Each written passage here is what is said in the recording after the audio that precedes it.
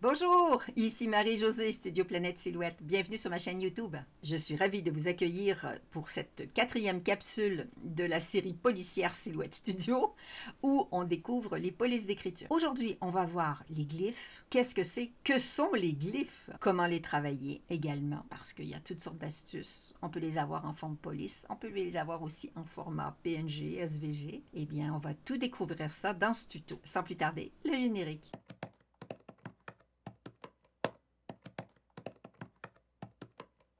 OK, qu'est-ce qu'un glyphe? Parce que glyphe, c'est masculin. Jusqu'à présent, je l'ai utilisé au féminin. Je ne m'en étais pas aperçue. Alors, un glyphe, c'est quoi? Un dessin particulier d'un caractère dans une certaine police. En gros, qu'est-ce que ça veut dire? Ça veut dire que si on combine certaines clés de son clavier, je dis clés parce que ce n'est pas toutes des lettres sur lesquelles on va appuyer, ça va nous donner un glyphe dans une certaine police. Ce ne sont pas toutes les polices qui ont des glyphes. OK? Pour moi, deux grandes catégories de glyphes, tout simplement, c'est celles qu'on achète et puis celles qu'on crée soi-même. Ça, c'est mes deux premières catégories. Alors, quand vous allez acheter un glyphe, une police avec glyphe plutôt, hein, c'est pas un glyphe nécessairement tout seul, même s'il y a des fichiers qui existent que ce sont que des glyphes. On va en reparler plus tard. Vous décidez d'acheter une police dans laquelle il y a des glyphes. La police vous plaît, super. Vous la prenez en OTF préférablement. On en a parlé dans les vidéos précédentes. OK. Ensuite, on peut aussi utiliser une image qui va nous servir de glyphe. Cette image-là, ça va être quoi? Ça va être soit quelque chose, une image qu'on va avoir trouvée et qui peut être une forme, hein, c'est plutôt une image en forme qu'on va vouloir venir mettre avec sa police pour l'agrémenter, pour la rendre plus jolie. Parce qu'un glyphe, c'est ça quelque part. Ça apporte un petit plus à une police, ça donne une ambiance, ça donne un style. C'est super joli. Des fois, on veut avoir un style plus féminin, plus écriture attachée, bien travaillée. Donc, ça sera ça. Et donc, ce qu'on crée. On peut donc très simplement prendre un bout de papier, dessiner un glyphe, le numériser avec notre imprimante, l'importer dans le logiciel, le vectoriser et il va devenir un élément prêt à être utilisé dans notre composition. On va voir tout ça aussi après. Il y a ceux également que vous allez pouvoir acheter. Quand je dis acheter, ça peut être gratuit, hein, à partir du moment où on se le procure. Donc, on se procure une police et il y a certains fichiers qui sont que des glyphes. Donc, ça aussi, on pourra les utiliser comme les glyphes à l'intérieur même d'une police. On va rester simple aujourd'hui. On va rester sur vraiment les bases. On ne va pas se mettre à numériser, à dessiner, à faire tout ça. On va aller chercher une police qui a des glyphes incorporés et je vais vous montrer comment les travailler. Il y a les personnes qui ont l'édition gratuite du logiciel. Elles n'auront pas accès directement à un tableau qui vous permet de prévisualiser les glyphes. Il y a les personnes qui ont déjà une édition supérieure du logiciel, c'est-à-dire designer, designer plus ou business, pourront avoir ce panneau dans lequel on prévisualise ces glyphes. Et à ce moment-là, on choisit. Je vais vous montrer des deux manières. Il ne faut pas s'inquiéter, ceux qui n'ont pas une édition payante du logiciel, c'est pas grave, vous pouvez très bien fonctionner comme ça. Mais si au bout d'un certain temps, vous apercevez que vous êtes en train de vous servir énormément de ce panneau, parce que c'est votre truc, c'est votre dada, ça fait partie juste d'un petit détail des plus qu'il y a dans les éditions payantes. Donc, à vous de choisir. Moi, je ne suis pas là pour vous influencer, je suis juste là pour vous informer. Je vous donne mon avis toujours. Ça ne regarde que moi. Je suis responsable de mes propres opinions. S'il y a quelqu'un qui dit non, moi je le fais d'une autre manière, oui, parce que c'est un logiciel que je vous ai dit, parce que c'est un logiciel qui a des possibilités incroyables, extraordinaires, et que plusieurs chemins mènent à Rome avec ce logiciel. Donc, il ne faut pas prendre tout ce que je dis pour écrire dans le béton, c'est que comme ça qu'on peut le faire. Souvent, on peut le faire aussi autrement. Et moi, j'essaie de vous donner le maximum d'informations, d'options possibles pour arriver à certains résultats. Mais j'essaie de rester simple dans les vidéos. Sinon, on va se perdre. Donc, on va rester concentré. Je vais vous guider étape par étape, selon ma méthode. Sans plus tarder, on va dans le logiciel. Je viens d'ouvrir un nouveau document. J'ai téléchargé ma police. Pour faire une recherche, on fait une recherche avec le mot glyphe dans les différentes boutiques. Le Design Store, Sofonsi, Creative Fabrica, Design Bundles, etc. Il y a des personnes qui me demandent mon avis sur Dafont parce qu'énormément de personnes vont sur Dafont parce que tout est gratuit. Le souci avec Dafont, selon mon opinion, c'est que comme ce sont des polices gratuites, elles ne sont pas toujours tout à fait très bien travaillé et que c'est un site où il n'y a que des polices gratuites, ok, pratiquement. Et que si on souhaite avoir une édition d'une police beaucoup plus sophistiquée, une meilleure qualité, avec plus de caractère, ben là, on va payer, ce qui est normal. Dans les sites que je vous ai mentionnés juste avant, ce sont des sites où il y a des polices gratuites et qui sont autant de qualité que ce sont les payantes. Une fois de temps à autre, moi, il y a des polices que je m'achète parce que j'ai le coup de cœur. Elles n'existent pas en édition gratuite. C'est pas grave. J'encourage de toute façon un créateur. Et ça, il y a énormément de travail, surtout dans les glyphes. Vous allez voir la quantité de glyphes dans la police que je vais vous montrer. On va aller donc dans le panneau style de texte. Et ici, je vais taper le nom de la police que je souhaite utiliser. Dans ce cas-ci, ça va être la Aishana Script. OK? Une fois que je l'ai sélectionné ici dans le menu, je fais clic dessus. Je vais taper mon texte. Et il y aura ici deux choses importantes au niveau des glyphes qu'on va faire.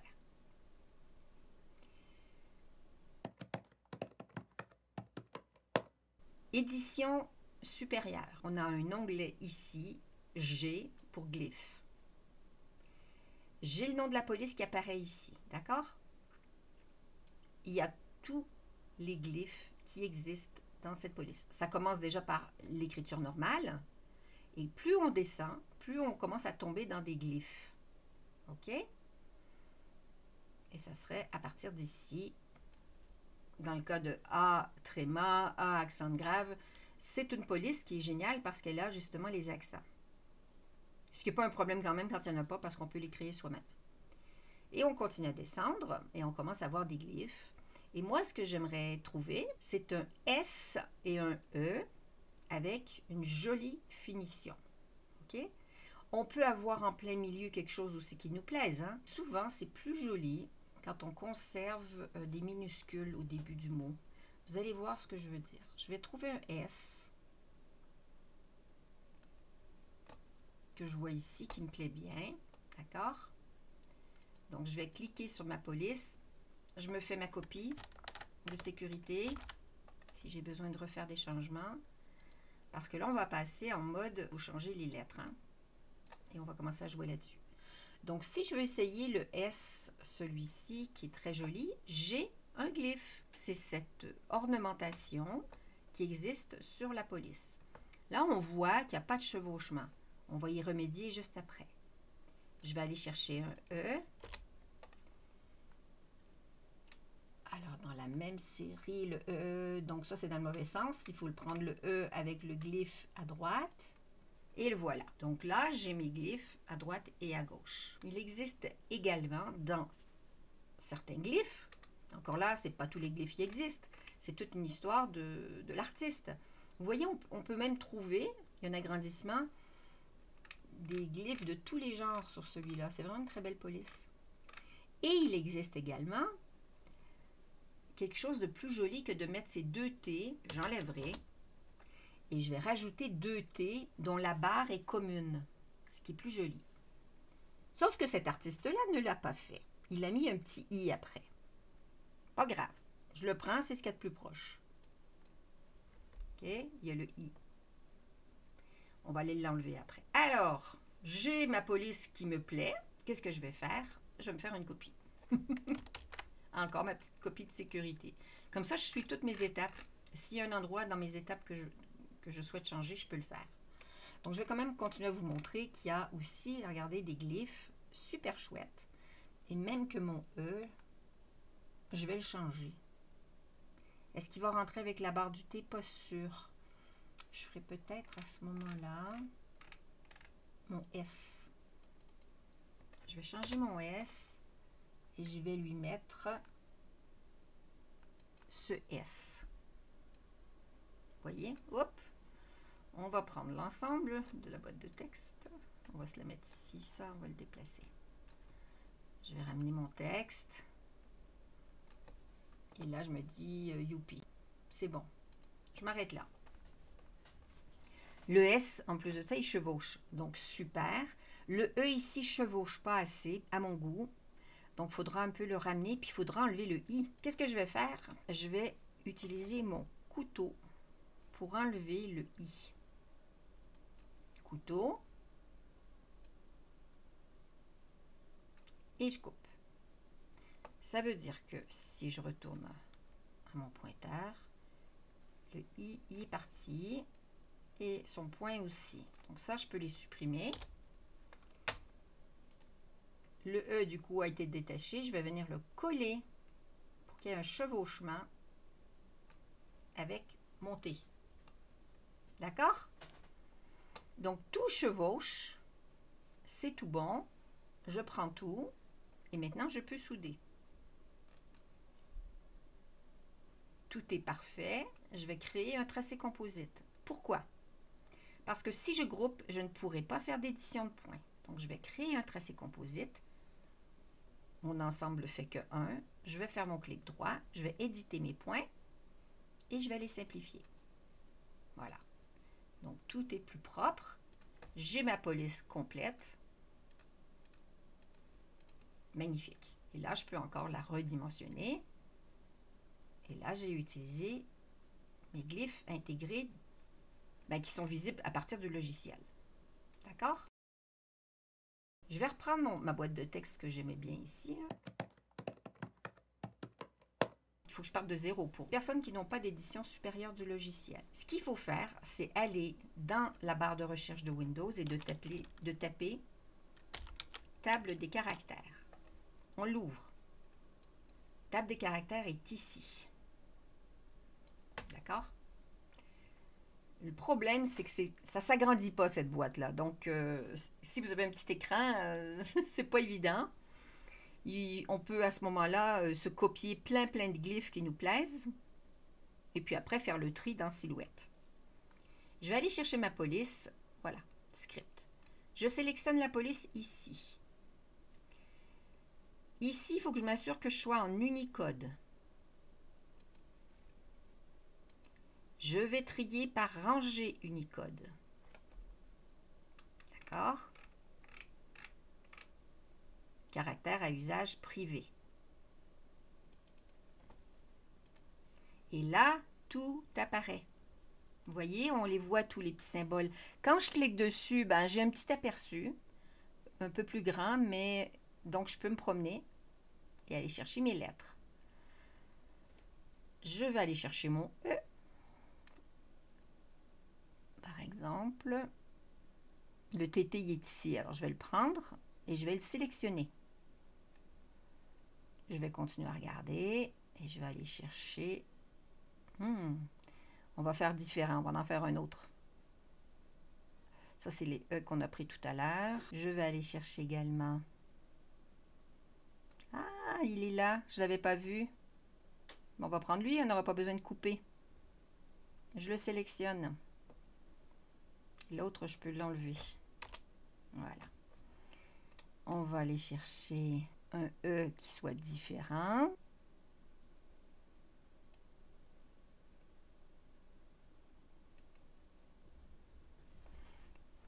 Vous voyez qu'il y a une lettre U plus E0B4.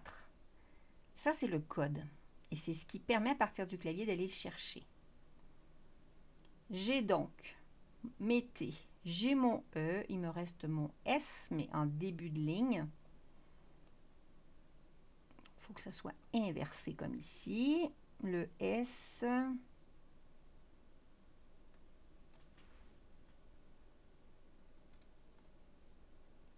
Allez, je sélectionne lui.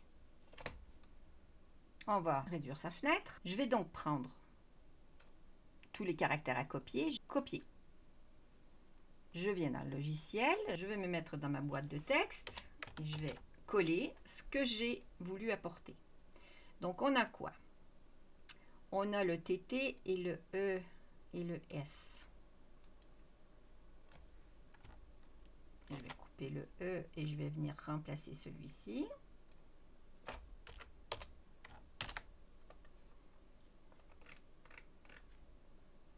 J'ai mon S qui est là.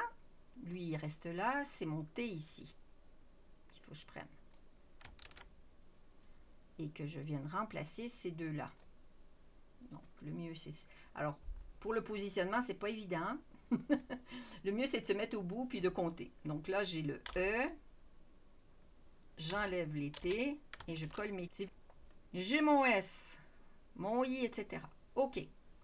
Ce qu'on va faire maintenant, c'est qu'on va dégrouper.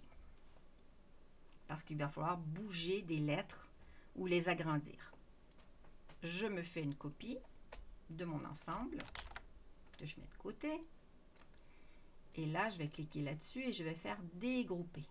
Mes lettres vont toutes être indépendantes et ça va me permettre de les travailler. Par exemple, celle-là, je l'agrandirai bien et je lui fais faire une petite rotation pour que ça soit beau. Alors, c'était peut-être pas la meilleure lettre à prendre, hein? Il faut faire des essais et l'amener. Voilà, comme ça. Ensuite, j'ai mes T qui sont bons. Mon E, le problème, c'est que là, il y a un chevauchement avec le cœur. Donc, je ferai bien une petite rotation et je descendrai mon E. Et puis ça, est-ce que je peux pas réduire? Ça va pas régler le problème de mon cœur. Je vais du coup refaire encore de la rotation pour voir ce que ça donne. Voilà. C'est pas si mal. Donc là, j'ai tout mon ensemble. Je prends tout. Je fais mon clic droit. Je soude. Je crée mon tracé composite. J'édite mes points. Je les simplifie. Et là, je me retrouve avec une création pas mal chouette. Je vais lui mettre une couleur. Et là, on a une police avec glyphe et même avec caractère glyphe. Ce qui est intéressant, ce ne sont pas juste des ornements, ces glyphes, mais également des corrections de lettres. Le S n'est pas attaché au I. Après, à vous de voir si vous avez envie qu'il soit attaché. Si vous voulez qu'il soit attaché, vous pouvez toujours aller faire une copie d'une lettre et utiliser une partie de la lettre et de l'intégrer. Voilà, ça c'est un peu plus avancé, mais ça donne déjà une petite idée.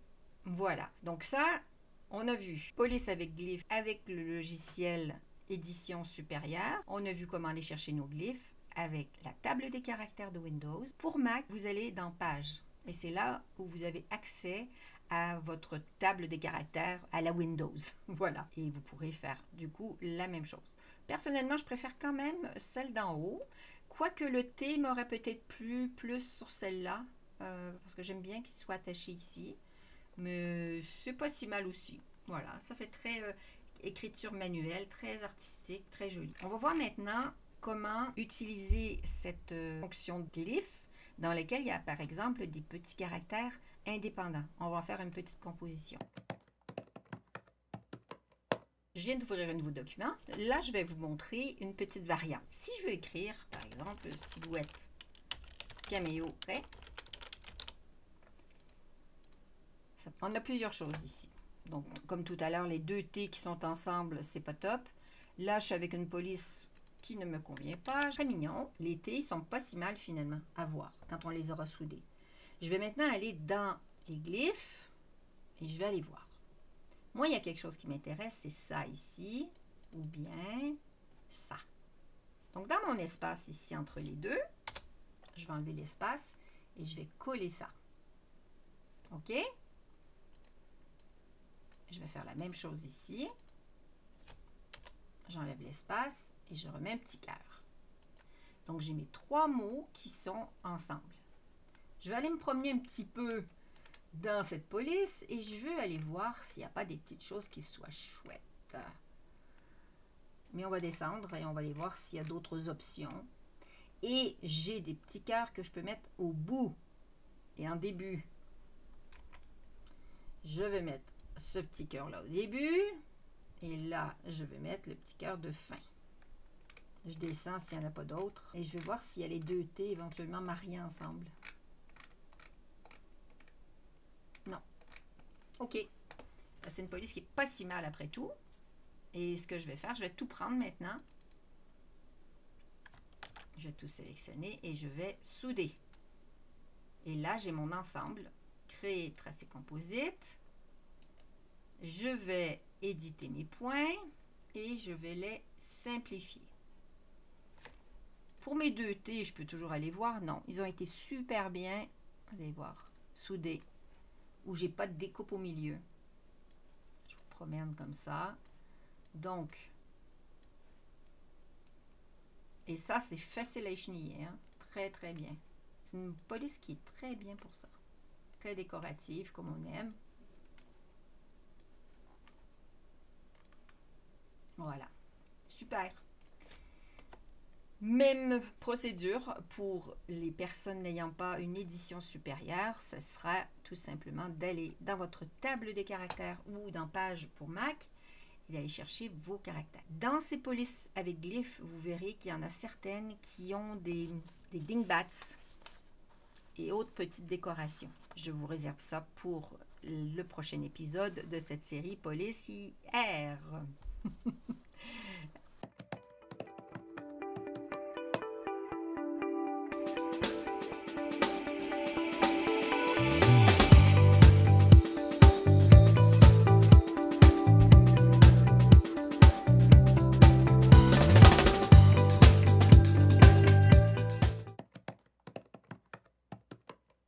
J'espère que ce tuto vous a plu. Eh bien, les glyphes, c'est toute une chanson, je vous assure, c'est fantastique. C'est ça qui met du style à vos polices, à vos designs, à vos créations. Et il ne faut pas hésiter à s'en servir, vraiment. Elles sont... il y en a tellement. C'est difficile de choisir, à vrai dire. Je suis ravie que vous ayez été jusqu'ici pour m'écouter. J'espère que cette vidéo tuto vous a plu. Si c'est le cas, n'hésitez pas à mettre un pouce, à vous abonner. D'ici à la prochaine capsule policière, je vous souhaite une très belle continuation. À bientôt!